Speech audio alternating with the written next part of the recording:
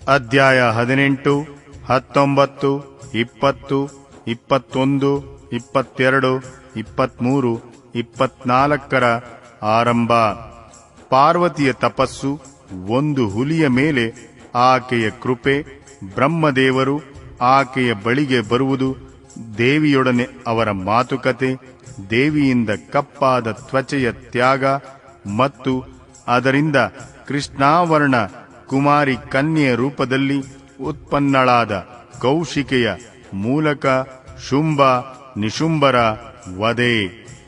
ವಾಯುದೇವರು ಹೇಳುತ್ತಾರೆ, ಮಹರ್ಷಿಗಳೇ, ಅನಂತರ ಪತಿವ್ರತೆ ಮಾತಾ ಪಾರ್ವತಿಯು ಪತಿಗೆ ಪ್ರದಕ್ಷಿಣೆ ಮಾಡಿ ಪತಿಯ ವಿಯೋಗದಿಂದ ಉಂಟಾಗುವ ದುಃಖವನ್ನು ಹೇಗೋ ತಡೆದುಕೊಂಡು ಹಿಮಾಚಲ ಪರ್ವತಕ್ಕೆ ಹೋದಳು.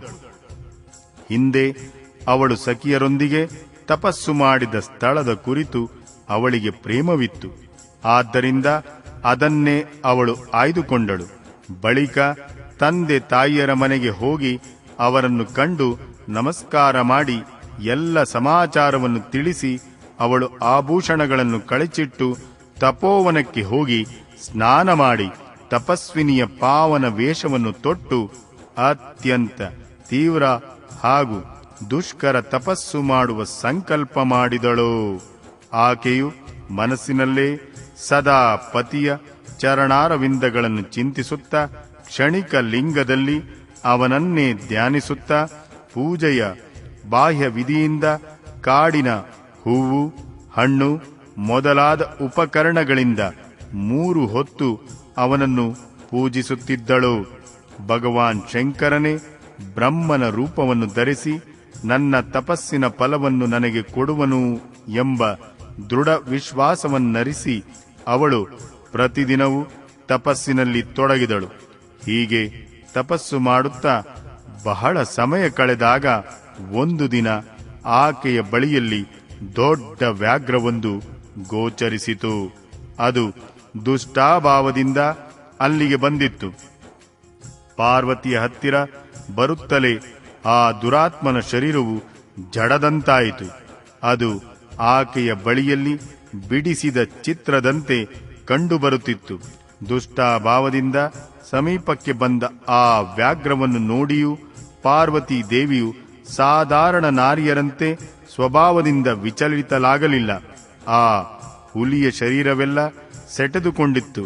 ಅದು ಹಸಿವೆಯಿಂದ ಅತ್ಯಂತ ಪೀಡಿತವಾಗಿ ಇದು ನನ್ನ ಭೋಜನವಾಗಿದೆ ಎಂದು ಯೋಚಿಸುತ್ತಾ ನಿರಂತರವಾಗಿ ದೇವಿಯನ್ನು ನೋಡುತ್ತಾ ಇತ್ತು.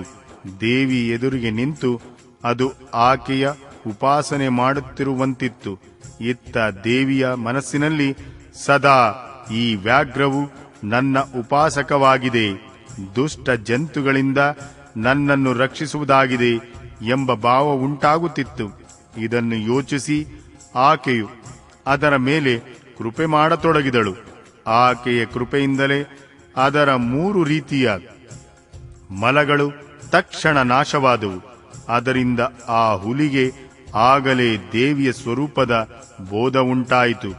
ಅದರ ಹಸಿವು ಇಂಗಿಹೋಯಿತು, ಶರೀರದ ಜಡತೆ ದೂರವಾಯಿತು. ಜೊತೆಗೆ ಅದರ ಹುಟ್ಟುಗುಣ ದುಷ್ಟತೆಯು ನಾಶವಾಗಿ ಅದಕ್ಕೆ ನಿರಂತರ ಆಂತರಿಕ ಶಾಂತಿ ಉಂಟಾಯಿತು. ಆಗ ಉತ್ತಮ ರೀತಿಯಿಂದ ತನ್ನ ಕೃತಾರ್ಥತೆಯನ್ನು ಅನುಭವಿಸುತ್ತಾ ತತ್ಕಾಲದಲ್ಲಿ ಭಕ್ತನಾಗಿ ಅದು ಪರಮೇಶ್ವರಿಯ ಸೇವೆ ಮಾಡತೊಡಗಿತು. ಈಗ ಅದು ಇತರ ದುಷ್ಟ ಜಂತುಗಳನ್ನು ಓಡಿಸುತ್ತಾ ತಪೋವನದಲ್ಲಿ ವಿಚರಿಸತೊಡಗಿತ್ತು. ಇತ್ತ ದೇವಿಯ ತಪಸ್ಸು ಹೆಚ್ಚುತ್ತಾ ತೀವ್ರತರವಾಯಿತು. ದೇವತೆಗಳು ಶುಂಭಾದಿ ದೈತ್ಯರ ದುರಾಗ್ರಹದಿಂದ ದುಃಖಿತರಾಗಿ ಬ್ರಹ್ಮದೇವರಲ್ಲಿ ಶರಣಾದರು. ಅವರು ಶತ್ರುಗಳಿಂದ ಉಂಟಾದ ತಮ್ಮ ದುಃಖವನ್ನು ಅವರಲ್ಲಿ ನಿವೇದಿಸಿಕೊಂಡರು. ಶುಂಭ ಮತ್ತು ನಿಶುಂಭರು ವರವರ್ಗದಿಂದ ದೇವತೆಗಳನ್ನು ಸತಾಯಿಸುವುದನ್ನು ಕೇಳಿ ಬ್ರಹ್ಮದೇವರಿಗೆ ಅವರ ಮೇಲೆ ಕರುಣೆಯುಂಟಾಯಿತು. ಅವರು ದೈತ್ಯ ವಧೆಗಾಗಿ ಭಗವಾನ್ ಶಂಕರನಲ್ಲಿ ನಡೆದ ಮಾತುಕತೆಯನ್ನು ಸ್ಮರಿಸಿ ದೇವತೆಗಳೊಂದಿಗೆ ದೇವಿಯು ತಪಸ್ಸು ಮಾಡುವಲ್ಲಿಗೆ ಹೋದರು. ಅಲ್ಲಿ ಸುರಶ್ರೇಷ್ಠ ಬ್ರಹ್ಮದೇವರು ಉತ್ತಮ ತಪಸ್ಸಿನಲ್ಲಿ ನಿಷ್ಠಳಾದ ಪಾರ್ವತಿಯನ್ನು ನೋಡಿದರು. ಆಕೆಯು ಸಮಸ್ತ ಜಗತ್ತಿನ ಪ್ರತಿಷ್ಠತೆಯಂತೆ ಕಂಡುಬರುತ್ತಿದ್ದಳು. ತನ್ನ ಶ್ರೀಹರಿಯ ಮತ್ತು ರುದ್ರದೇವರಿಗೂ ಜನ್ಮದಾತನಾದ ಮಹಾಮಹೇಶ್ವರನ ಭಾರ್ಯೆ ಆರ್ಯ ಜಗನ್ಮಾತ ಗಿರಿರಾಜನಂದಿನಿ ಪಾರ್ವತಿಯನ್ನು ಬ್ರಹ್ಮದೇವರು ನಮಸ್ಕರಿಸಿದರು. ದೇವತೆಗಳೊಂದಿಗೆ ಬಂದಿರುವ ಬ್ರಹ್ಮದೇವರನ್ನು ನೋಡಿ ದೇವಿಯು ಅವರಿಗೆ ಯೋಗ್ಯ ಆಜ್ಞಾದಿಗಳನ್ನು ಇತ್ತು ಸ್ವಾಗತಿಸಿ ಸತ್ಕರಿಸಿದಳು. ಬ್ರಹ್ಮದೇವರು ಕೂಡ ಆಕೆಯನ್ನು ಅಭಿನಂದಿಸುತ್ತಾ ತಿಳಿದವನಂತೆ ದೇವಿಯಲ್ಲಿ ತಪಸ್ಸಿನ ಕಾರಣವನ್ನು ಕೇಳಿದರು. ಬ್ರಹ್ಮದೇವರು ಕೇಳಿದರು, ದೇವಿಯೇ, ಈ ತಪಸ್ಸಿನ ಮೂಲಕ ನೀನು ಯಾವ ಅಭಿಷ್ಟ ಮನೋರಥವನ್ನು ಸಿದ್ಧಪಡಿಸಿಕೊಳ್ಳಲು ಬಯಸುತ್ತಿರುವೆ? ತಪಸ್ಸಿನ ಸಂಪೂರ್ಣ ಫಲಗಳ ಸಿದ್ಧಿಯು ನಿನ್ನ ಅಧೀನದಲ್ಲೇ ಇದೆ. ಸಮಸ್ತ ಲೋಕಗಳ ಸ್ವಾಮಿ ಪರಮೇಶ್ವರನನ್ನು ಪತಿಯಾಗಿ ಪಡೆದುಕೊಂಡು ನೀನು ತಪಸ್ಸಿನ ಸಮಸ್ತ ಫಲವನ್ನು ಪಡೆದುಕೊಂಡಿರುವೆ. ಅಥವಾ ಇವೆಲ್ಲ ಕ್ರಿಯಾಕಲಾಪವು ನಿನ್ನ ಲೀಲಾವಿಲಾಸವೇ ಆಗಿದೆ. ಆದರೆ ನೀನು ಇಷ್ಟು ದಿನಗಳಿಂದ ಮಹಾದೇವನ ವಿರಹವನ್ನು ಹೇಗೆ ಸಹಿಸಿಕೊಂಡಿರುವೆ? ಇದು ಆಶ್ಚರ್ಯದ ಮಾತೇ ಆಗಿದೆ. ದೇವಿಯು ಹೇಳಿದಳು, ಬ್ರಹ್ಮನೇ, ಸೃಷ್ಟಿಯ ಆದಿಕಾಲದಲ್ಲಿ ಮಹಾದೇವನಿಂದ ನಿನ್ನ ಉತ್ಪತ್ತಿಯಾದ್ದರಿಂದ ಸಮಸ್ತ ಪ್ರಜೆಗಳಲ್ಲಿ ಮೊದಲನೆಯವನಾದ ಕಾರಣ ನೀನು ನನ್ನ ಜ್ಯೇಷ್ಠ ಪುತ್ರನಾದೆ. ಮತ್ತೆ ಪ್ರಜೆಯ ವೃದ್ಧಿಗಾಗಿ ನಿನ್ನ ಲಲಾಟದಿಂದ ಭಗವಾನ್ ಶಿವನ ಪ್ರಾದುರ್ಭಾವವಾದಾಗ ನೀನು ನನ್ನ ಪತಿಯ ತಂದೆ ಮತ್ತು ನನಗೆ ಮಾವನವರು ಆದೆ. ಕಾರಣ ಹಿರಿಯರ ಸಾಲಿಗೆ ಬರುತ್ತೀಯ.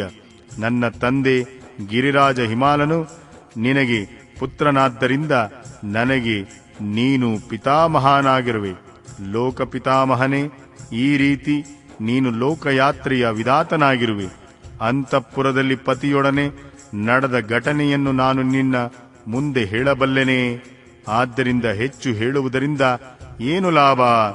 ನನ್ನ ಶರೀರದಲ್ಲಿರುವ ಈ ಕಪ್ಪುತನವನ್ನು ಸಾತ್ವಿಕ ವಿಧಿಯಿಂದ ತ್ಯಜಿಸಿ ನಾನು ಗೌರವವರ್ಣದವಳಾಗಬೇಕೆಂಬುದೇ ಬಯಸುತ್ತಿರುವೆನು. ಬ್ರಹ್ಮದೇವರು ಹೇಳಿದರು, ದೇವಿ, ಇಷ್ಟೇ ಪ್ರಯೋಜನಕ್ಕಾಗಿ ನೀನು ಇಂತಹ ಕಠೋರ ತಪಸ್ಸನ್ನು ಏಕೆ ಮಾಡಿದೆ? ಇದಕ್ಕಾಗಿ ನಿನ್ನ ಇಚ್ಛೆ ಮಾತ್ರ ಸಾಕಾಗುತ್ತಿರಲಿಲ್ಲವೇ? ಅಥವಾ ಇದೊಂದು ನಿನ್ನ ಲೀಲೆಯಾಗಿದೆಯಾ? ಜಗನ್ಮಾತೆಯೇ, ನಿನ್ನ ಲೀಲೆಯೂ ಕೂಡ ಲೋಕಹಿತಕ್ಕಾಗಿ ಇರುತ್ತದೆ. ಆದ್ದರಿಂದ ನೀನು ಇದರ ಮೂಲಕ ನನ್ನದೊಂದು ಅಭಿಷ್ಟಾಫಲವನ್ನು ಸಿದ್ಧಗೊಳಿಸು. ಶುಂಭ ಮತ್ತು ನಿಶುಂಭರೆಂಬ ಇಬ್ಬರು ದೈತ್ಯರಿದ್ದಾರೆ. ಅವರಿಗೆ ನಾನು ವರವನ್ನು ಕೊಟ್ಟಿರುವೆ.